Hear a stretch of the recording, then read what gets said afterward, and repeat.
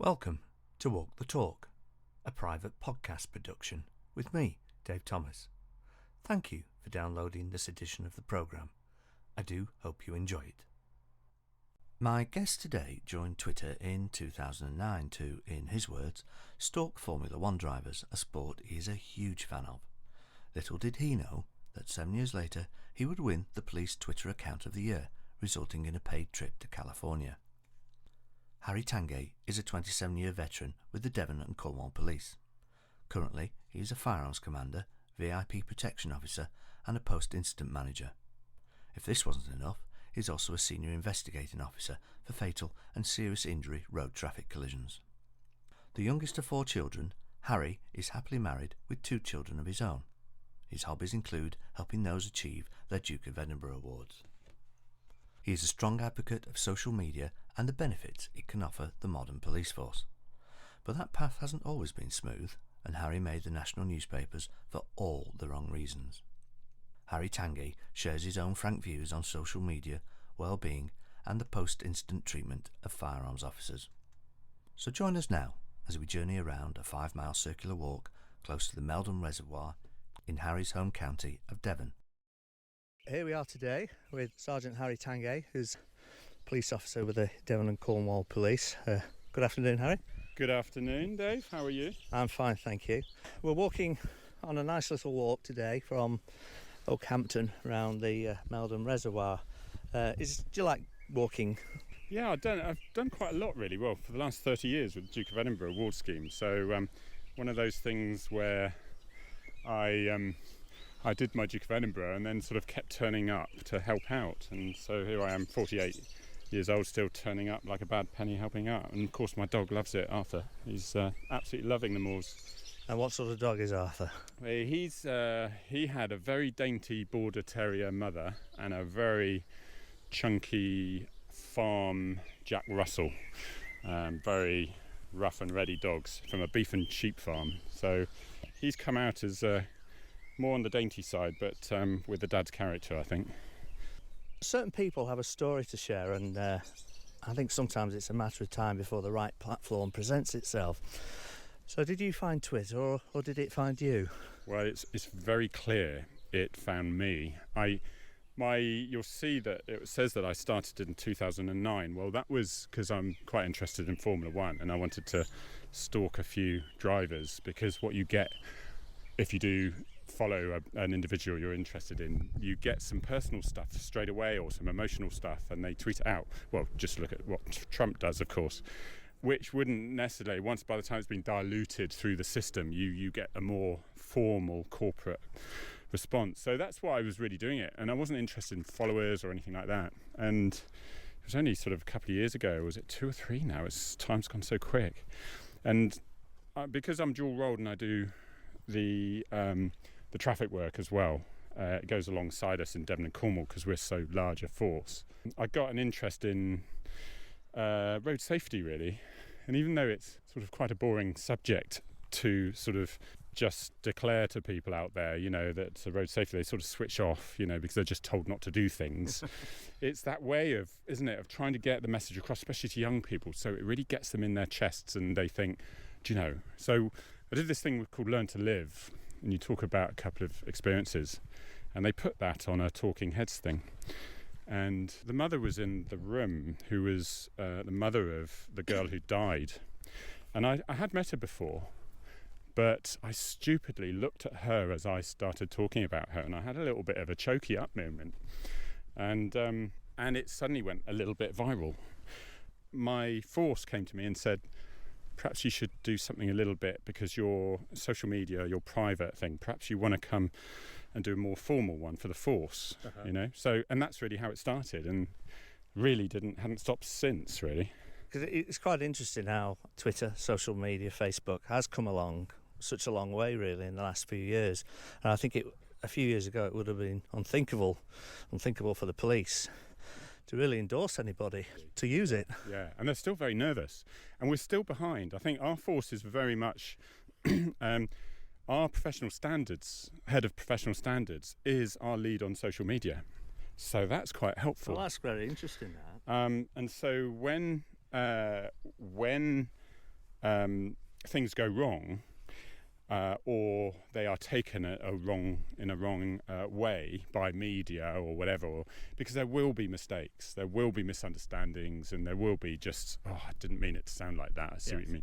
Yeah. Then it's not that knee-jerk reaction, pull the account, stop them doing it, maybe discipline them, give them management advice. And of course that doesn't happen. What they want to just know is, are you on the right wavelength? Are you being positive towards the force? Are you, basically, is it your ego trip? And if you start sliding into those sorts of areas, then perhaps, it's not the right thing to do. And they're very good at monitoring that. And some people will disagree with it. I was called up to speak to them after a certain incident on a bridge. And I'm going to talk to you about that in a moment. Yeah, okay. Well, I won't go into that too much at the moment. But it was, Harry, can you just come up? This is seriously not. And those when PSD, professional standards units, say, look, it's only a form. And of course, then you take every solicitor you can possibly. But I genuinely thought, no, I think because of who he was and whatever, and it was a very much, look, how do we try to avoid this sort of thing? Is there anything we can do to avoid it? Because we are very much in a learning thing. Yes. And I found that it's very much to go along with them, but they've got to play their part as well, which they are luckily in my force, but other forces aren't. So I think officers sometimes they can get into a bit of a sticky wicket, and of course the professional standards will even discipline them, thinking, you're bringing the force into disrepute. It's like, just calm down a little bit, can we? This would all be old news in a couple of days, or a week like mine. Well, I think it's a common sense thing, isn't it? And it's got to be common sense on behalf of the people that are posting the Twitter, and it's got to be a little bit of common sense on behalf of the people that are letting them do it. Indeed. Yeah, indeed that. And it is, we are all learning. I mean, yes, fortunate to be in California with the conference there, but you're listening from the Americans, how they're dealing with it. And they're using social media very much as, if there's a shooting or there's an active shooter or whatever, then they are very quick to come onto social media and say, this is the circumstances, subject has been shot or detained. We are not looking for anyone at the moment. There will be another debrief. There will be a press conference at 5 o'clock. Uh-huh. And that stops all the panic out there of, there's another one loose. They're trying to find someone. All these rumours that go around and can cause massive trouble. So I think we did pretty well recently, didn't we, in London, with getting that information out there pretty quick. But you've got to remember, so many people don't watch the news, don't read newspapers, and so it's crucial. You have to do Twitter, which is news. It's not social media, it's officially news. And if you're going to want to talk to teenagers or younger people, you need to do Instagram as a force, because if you're not, you're walking through an estate area and you're talking to the parents and the grandparents, and you're just pushing the teenagers aside. And you wouldn't ask a PCSO to do that, would you? I think it's interesting now, because we're dealing with a media where it could very easily bite the police, because in a sense it's a format that has proven in the past to create news, not report it, but actually make the news. And we're sharing the same platform, so we have to be a little bit careful sometimes of how we treat it. You're right. Which sort of kinds of brings me on to what I would call your epiphany moment on Twitter. Yeah, Bridgegate. Bridgegate, when a well-known national newspaper obviously published a tweet that you'd sent regarding a road closure. So tell me about that. Well, that was a girl who was threatening to commit suicide in Somerset. I think it was 20 miles, I think it was 19 miles to be exact, further up out of our force area. But because they'd put a diversion on for the last sort of couple of hours, I was really having to think, right, we need to sort this out. We can't just have this long term. We need to start thinking about taking down the Armco, getting cars coming back, and so on and so forth. And at that point, I heard that the girl was safely off the bridge. She'd actually been detained, and the traffic were clear. Now I know that even if you clear traffic straight away, it's a bit like a wave coming and hitting a beach. It takes an awful long time for the traffic to start moving behind, really, and usually about half an hour. I was very careful how I knew that I could draw criticism if I belittled the fact that this person was. I didn't want to give the impression that I was wasting our time, that we had far better things to do, and that don't worry, you'll be on your way because this nuisance has gone. I was very careful not to do that, and I was very careful with the photograph. Was my expression right? Was it serious enough? Could it be taken as lightheartedness? And it was really, I took a lot of care over that, but it wasn't enough, was it? And it was. The news headline was "Bizarre Selfie by Sergeant Tangye," and basically my thing said, the girl has been safely removed from the bridge, and road's clear to move. You'll be on your way, but it will probably take a little while to clear. And it was pretty mundane. There we go. This is the thing where you have papers who try to make a story out of something as opposed to make a story out of what actually is happening. And did you get that phone call from the head office? Well, my professional standards unit, within 2 hours of it going out, wrote a very public one supporting me the whole way, and that sent a little bit of a shock across the whole country, really, those who were interested in Twitter, because they just didn't expect that. They expected the PSD to say, to freeze my account whilst an investigation took place or something, and they didn't. And with that, then I had superintendents supporting me. I then had assistant chief constable supporting me, and with that, then I think everyone else felt, yeah, we can. This is right. We can start supporting this. And again, we turned around a very negative story to a positive one, which seems to be happening more and more now. Yeah, I remember seeing that tweet from the bosses, and I must admit, I raised my eyebrows, but in a nice way. It was a nice surprise, and it was almost like a validatory moment. Yeah, it put our force in a good light as well, because other forces were saying, "Oh, good on you! You stood up for." Because more and more and more, you tend to worry about things becoming very political. What it sounds like, not what it is, and what's right and wrong. And you and I joined the police because we wanted to do what was right, And that my rules are simple. If it's right and your intentions were there, then that's all good, isn't it? But it seems not to be enough sometimes. And this is where I think, when we criticise the IPCC and things, we can suspect perhaps that are they being led very much from the politics and that side of things. It's sort of that's why we always have these issues. We just, as long as we know we're being dealt with fairly, that's all we want, isn't it? And there's a certain group in the public who'll never believe that we're right, that's what we want. But at the end of the day, we were taken from a sample of an average bunch of public.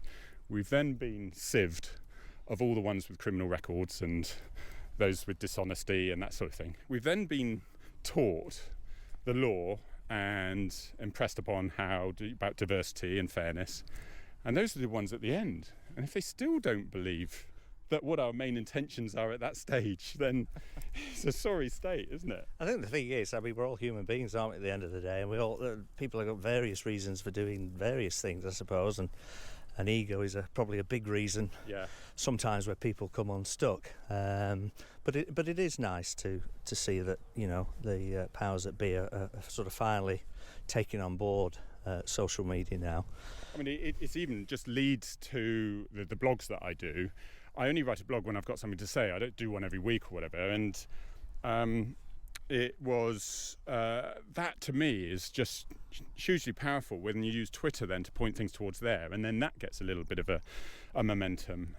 So it's not just Twitter or something like that. You can direct people towards certain things. So with road safety or something, or Sarah Green, who I spoke to, she came down very, very kindly. I've got to give her my respect, really. But I was very suspicious. Why is she coming down to Devon to speak to me? And she said she really enjoyed or not enjoyed wasn't the word she used. She said she loved the blog and the message it was giving or whatever on the way it was written with the post-incident shooting, for example. Now, to get someone, and we discussed it very honestly, very openly, and I think generally she's a decent person, without a doubt. But we've obviously got huge disagreements in certain areas. And of course, there's all these other influences that we worry about with the way it's done. But I think my message is really, wow, what a thing. I'm a sergeant in a carrot-crunching Devon and Cornwall police sort of thing, which isn't quite the same, but if you watch our documentary, that's sort of like how it is. Ice creams and seagulls. Very nice. I want to live there, I'll tell you. And But you know, it's a really... I was talking about this with my wife this morning. We were in Bideford, and I was just thinking back to where I work in Blackpool, and... you were thinking, right, the radio will be going bouncing at the moment. There'll be people going from job to job to job. And like these two worlds exist. I'm off duty now and I'm on holiday. Yeah. I don't know what your local radio channel's like, but I bet it isn't quiet. And I'm thinking it's like these two worlds exist. Yeah. And if you're not involved or part of it, it's very strange. And of course, with austerity, there's less people about. So we notice our cars are doing a hell of a lot more mileage than they were doing. And of course, you've got more servicing and people are, we are going further distances.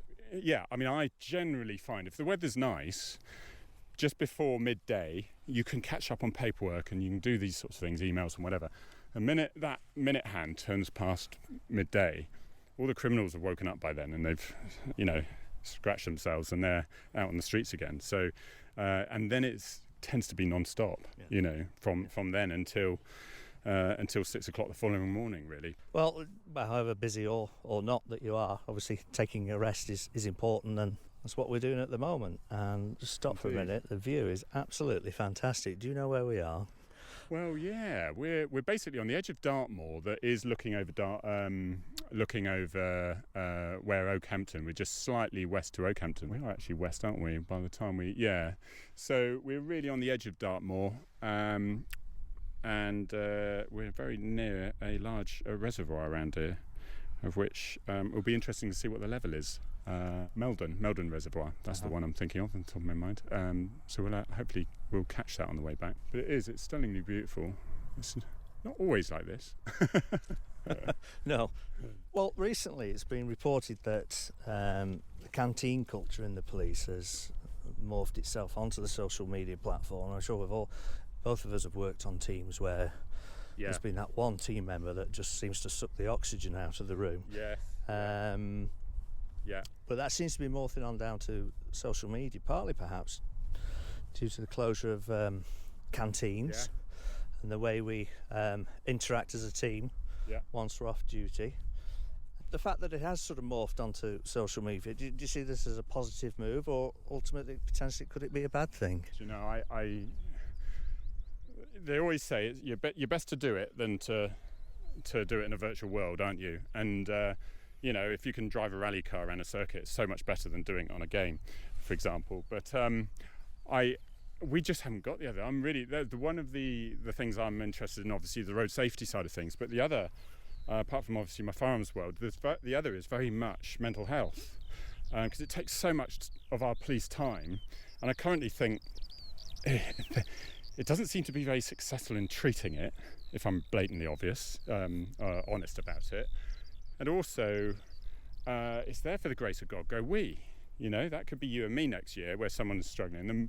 The amount of suicides seems to me to be rocketing. Things that I've not noticed in the past, even just with teenagers and things, especially young men. It's absolutely horrendous. And what you've got now is, in the old days, we used to go along and we used to have breakfast in the canteen, playing cards, and if there was a shout, then we'd already designated who was going to go out to that. But generally in the morning, for the first couple of hours in Torbay, for example, it was okay. And then we'd go out and do our day's work, and then we'd come back. And if it was a late shift, we'd have a beer in the police bar just before it closed, sort of thing. And it would be someone's leaving do, and there'd be a pantomime at Christmas, and there'd be the police ball. And all that has gone. And we play rugby. All that has gone. So now you've got, because we used to live in the same towns. It was always seen as a luxury in the era of austerity, wasn't it? Of course it did. We can get rid of that. It's a bit like art and drama, I think. They're saying, right, we can cut all that. Whatever you think about that, there'll be some very strong viewpoints on that. But what you've got now is somebody driving into work for half an hour at least, getting to work. If they're in a certain rural area, they'll brief on their own. They'll go to their suicides, cot deaths, road traffic collisions all day, and they go home alone. And then when they go home, They have their own domestic issues like we all do, and they could be going through a divorce, or their child might be causing real problems at school, or, you could have a terminally ill parent, exactly all that. So nowhere to offload it. And what we're getting, yes, people use WhatsApp into special sort of, they use WhatsApp to have these conversations.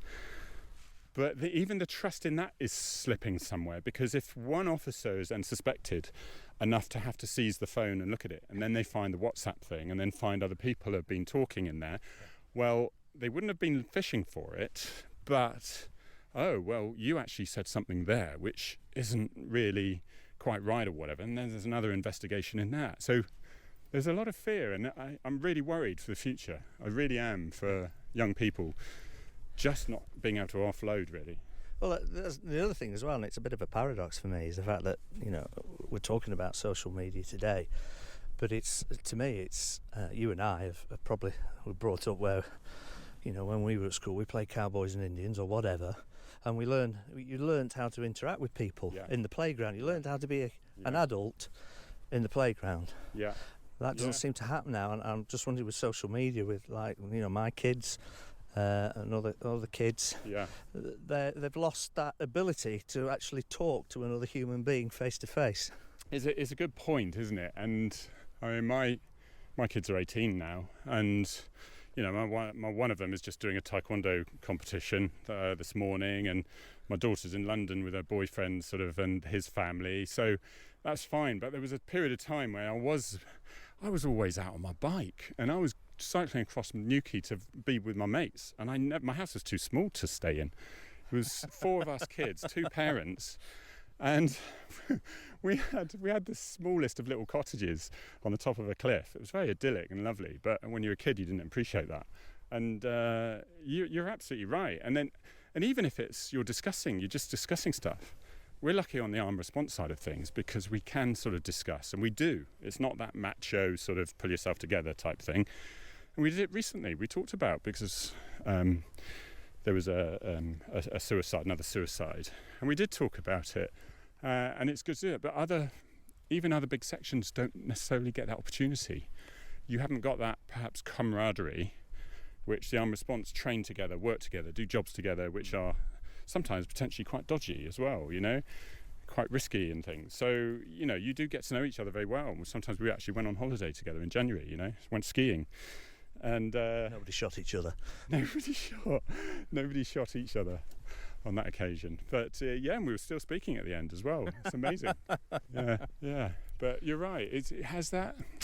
My wife says, yeah, but if they were around, computers were around now, that's exactly what we would have done. And yes, it would have been. Harry, you're a firearms officer. Recently, there's been a lot of discussion regarding the separation of officers post-incident. Perhaps you could describe a debrief following an incident and whether the new rulings are a good thing.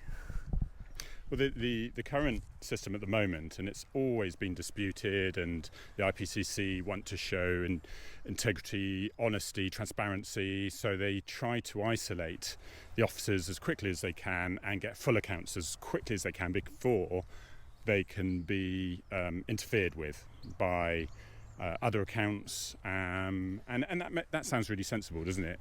And if I was to ask my mother, what did you think about that? She'd say, yeah, no, that makes perfect sense. The problem is where firearms officers are actually these human beings.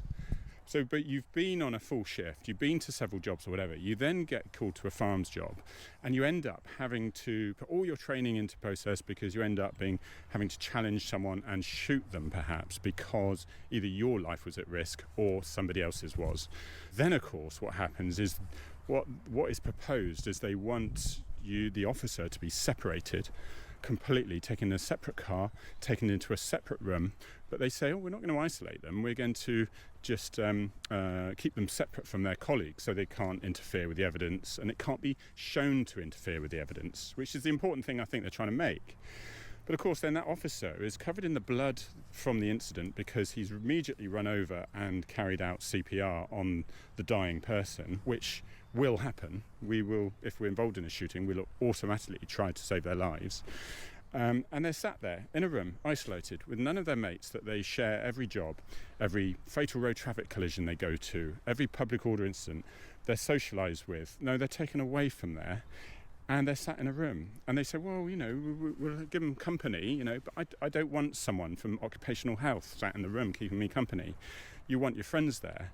And I think there's going to be, and then because it takes a while for people to come to the location for the investigation from the IPCC, etc., there's certain things you can shortcut, but it could be hours. It could be hours that you're sat there away from your colleagues. What is that doing to your mental health at that stage? And then they say, well, then we'll give you as full account as we can possibly get from you. And if it's enough, we won't ask for another one. Well, can you imagine? The only thing I can compare it to is, God forbid, you are driving along, you're involved in a road traffic collision, and you have somebody that somebody emotionally close to you is killed or whatever. It's not the best example, I guess, but we would never take a statement from them there and then. The best evidence is about 48 hours after. By all means, what is now is you give a very short summary of who, what, when, where, as far as you're concerned, and that goes through the Federation solicitor and it's done very quickly, but it's sort of a one-page A4, two-page A4 max, and it's so that they can get on with the investigation.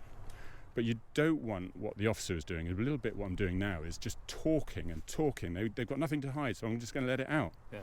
And of course, for 5 years after that, not only have you got the criminal court going into every minute word you just wrote, but you've also got the civil court, you've got the inquest, you've got the media, you've got the Human Rights Act, all those going through, and it can take 5 years. So we're saying, let's treat them with a little bit of humanity. And if you think really that the only way to show that they could be trusted was to separate them, that's where I draw the line, because you're going to have a PTSD claim in several years' time like you wouldn't believe. I mean, it would just be horrendous. Well, it's interesting you mentioned best evidence like 48 hours afterwards. I mean, certainly, as you've said, and I've been an FLO on numerous occasions, someone that's witnessed or been involved in a traumatic experience, we throw all that support at these people and, to get their evidence from them, victims charter, achieving best evidence, we look video evidence, all sorts of different ways of... Firearms officers don't get that. No, and there's a big play that from the IPCC. Do you know what I genuinely meet? And I was fortunate enough to meet Sarah Green, who's Deputy Commissioner, and I found her very charming, very nice. And she was, I felt she was genuinely interested. But I also felt we're sort of poles apart still. She's desperately trying to be independent and doing the right thing. And I'm sure there's examples where people will shout about that and say that's absolutely... But generally, I think that's the general case. But we're poles apart still, with her trying to show... She wants to show that police officers are as trustworthy as they are. And because we're in a pretty good country for that, especially when you compare us perhaps to some others. But I mean, my example that I heard, which I thought, I'll steal that off someone, is they said, would you walk into the IPCC's office, and how would they feel then if you said, you've just, that case you investigated last year, it was really rubbish, therefore we're going to do a full investigation on it, there's a good chance you'll lose your job, there's even a chance you'll go to prison, but before you go home tonight, we'll want a full account on statement of the whole case. Is that all right? And I think I know what the answer would be. So it's nothing because it's not because you've got anything to hide, and that looks suspicious if you say, no, I don't want to do that. Because police officers, as you will know, Dave, are only too keen to say, look, I've got nothing to hide. I want to tell you everything. And sometimes the post-incident managers have got to say, just slow down a little bit, because anything you say could be twisted by a very expensive barrister in sometimes years to come. So it's just to be a little bit cautious and a little bit careful, and think of the whole point of the post-incident manager is the police side of things to, yes, facilitate the inquiry. So allow it to happen, but with the welfare of those officers in mind. And that's where, because we've lived it, and our colleagues, and I've had several colleagues who've been involved in shootings, and they've been horrendous examples. They've had horrendous lives for a short time, medium time after that. dealing with all the press and the drip feed of negativity and killer cops and their kids getting bullied in school, your dad's a killer, that side of things. So it's somewhere none of us want to be. And that side of things that you've just highlighted is perhaps a side that most people won't even have contemplated. So, as a working practitioner on firearms, as a firearms commander, if you had a wand, how would you wish an investigation to be conducted following a shooting in an ideal world? In an ideal world, the way we are at the moment, we're doing. I like it as far as it can be at the moment, because the PIM procedure is good. It's varied all over the force, I understand, all over the country. So some people would give 4 lines, and it's almost like a V's to the inquiry.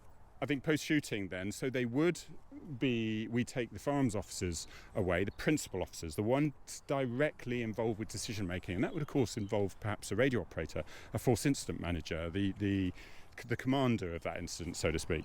And so they're all in a room, and then forensically it's important if that's necessary, but we need to stop things happening like a murder inquiry, because we are witnesses. So stop. Why are you asking for blood tests to show that we aren't suffering from alcohol effects and so on and so forth? You wouldn't do that to a witness, and there's no reason to suspect it. I suppose the argument would be is to shut those doors on the defence to argue that you were. I suppose some people could say that, couldn't they? Yeah, exactly, and that's where I suppose I draw the line. Or say, well, you're just going to have to trust us, unless there was suspicion, unless you thought, or your colleagues thought, they were a bit drunk or whatever. They looked a bit weird. We need to further that. But then, of course, what the concern is that you'll get, you've got night nurse last night. You're affected in the way that you were walking. You were, and a big play will be on that, of course, which is a very dangerous position to be for the officers. Suddenly, you've got 3 days analysing whether night nurse could have affected your way.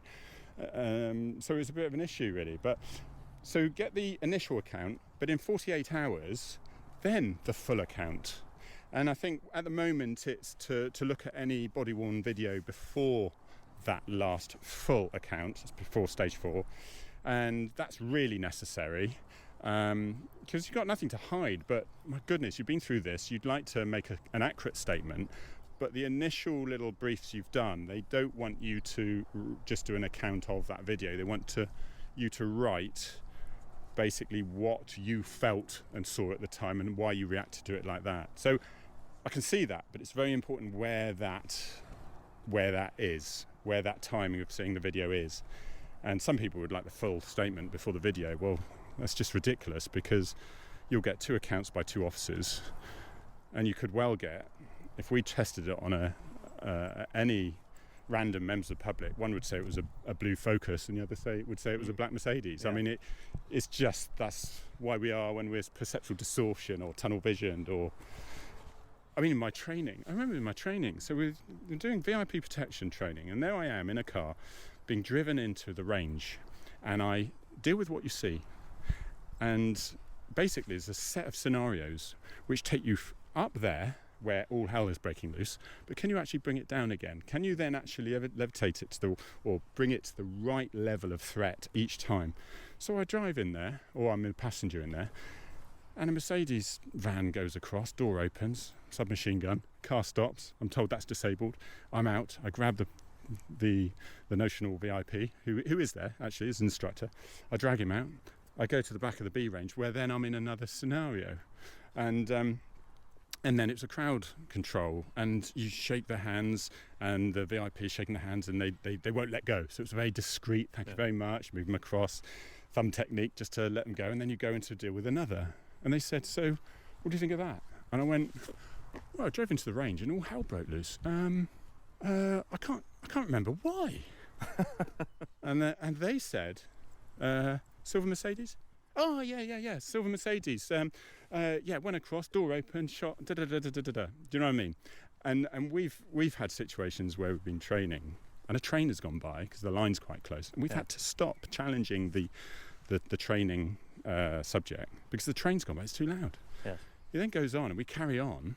The guy's then lifted or whatever, notionally or whatever, and we talk about it afterwards. And half of us remember the train.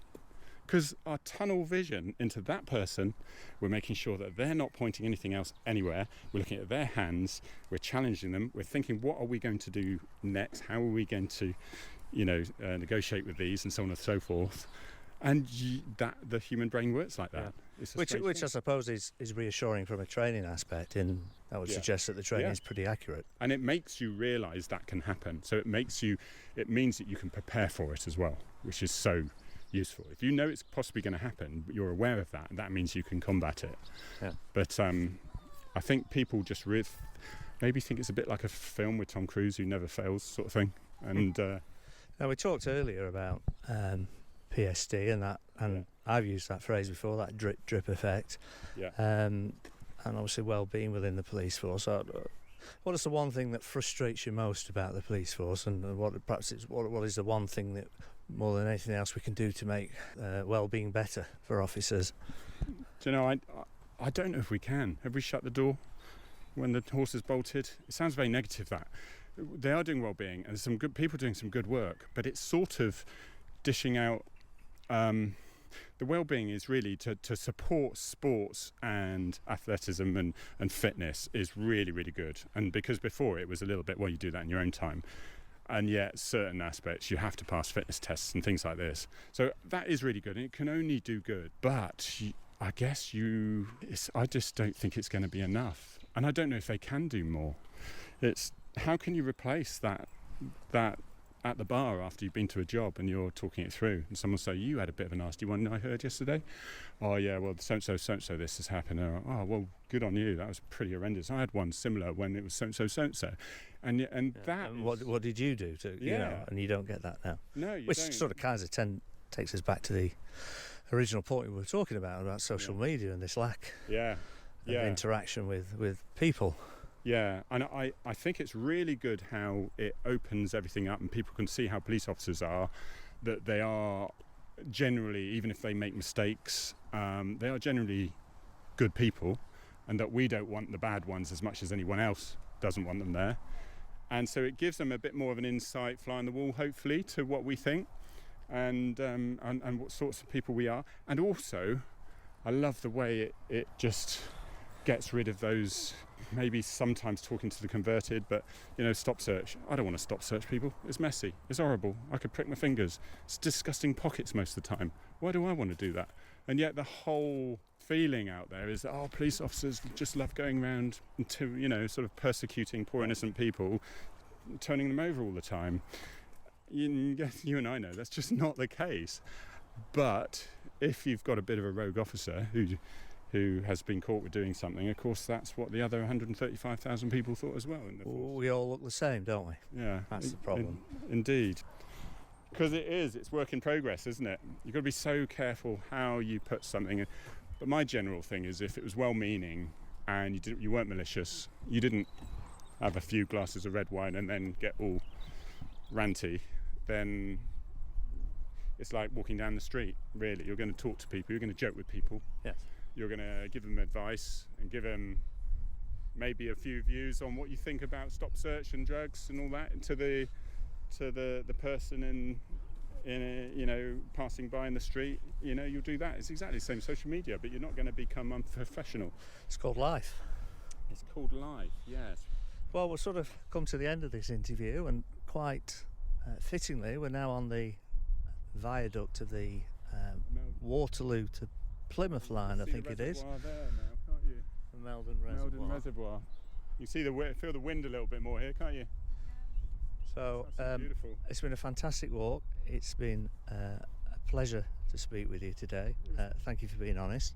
It's been great to have an excuse to come up here, and Arthur's well chuffed, so the dog's happy. Thank you for that. And I haven't walked here before. It's quite nice. Oh. Yeah. Harry Tangye, thank you very much. Cheers. Thank you, Dave. Let's bungee jump.